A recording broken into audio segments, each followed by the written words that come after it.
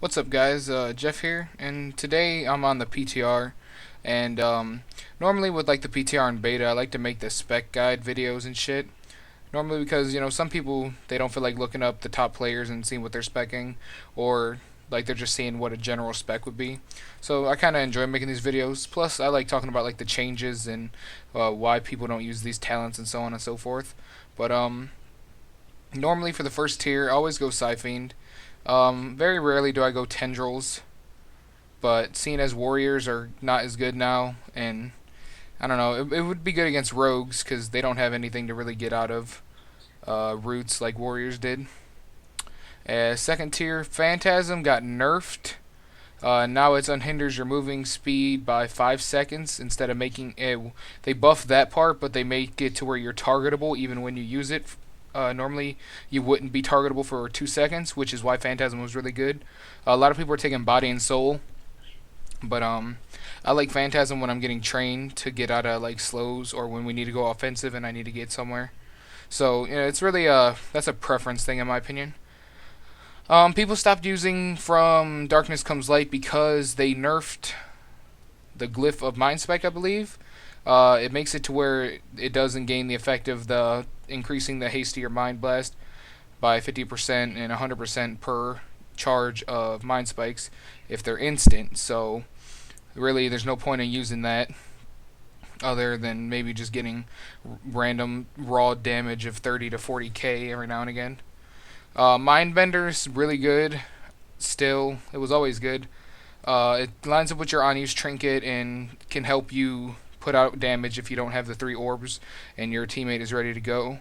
But what I'm really enjoying right now is Insanity, which it does is per charge of your Devouring Plague, it increases your damage of your Mind Flay by 33%. So when you drop a 3 orb DP, your Mind Flay's ticking anywhere from 30 to 60k depending on crits. So it makes Mind Flay not as useless. It's really good. It helps bursting down people. Like if you're not being trained, and when you guys just like decide to swap and like do a hard swap, it just fucking destroys people. Gets them into that double death range really fast. Now for this tier, some people take Spectral Geist still. I mean, I'm not gonna say that it's not good, but as I said, like I've been getting trained a lot, so I enjoy the Bulwark Shield. It really helps me stay alive, or like when my healer CC'd, makes me not have to disperse right away. It helps me live that couple extra seconds.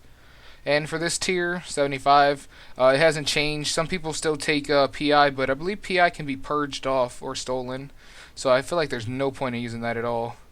This is just the one. Every time your Shadow Word Pain ticks, you have a 5% chance to get a free Mind Blast. Really helps you with getting up your orbs, which you need to burst.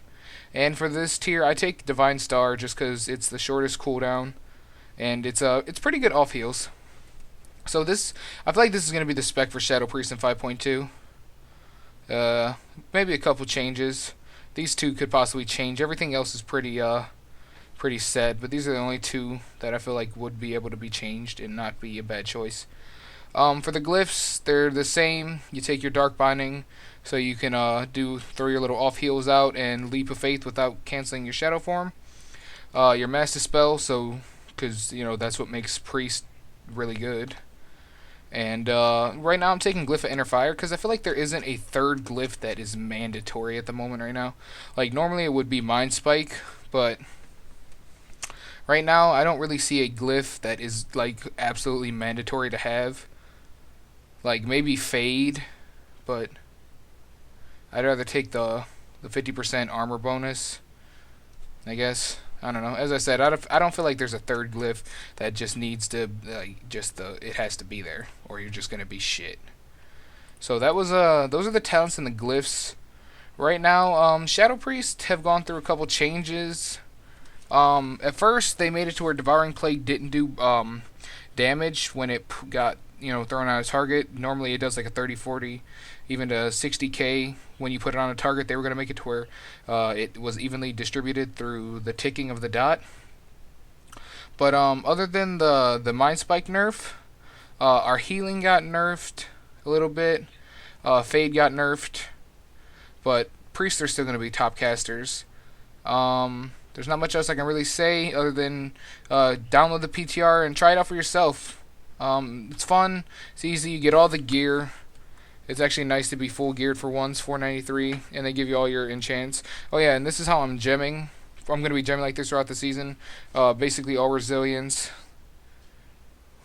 And just in case you didn't know the name of the gems for those, the yellow one's the Mystic, Sun's Radiance.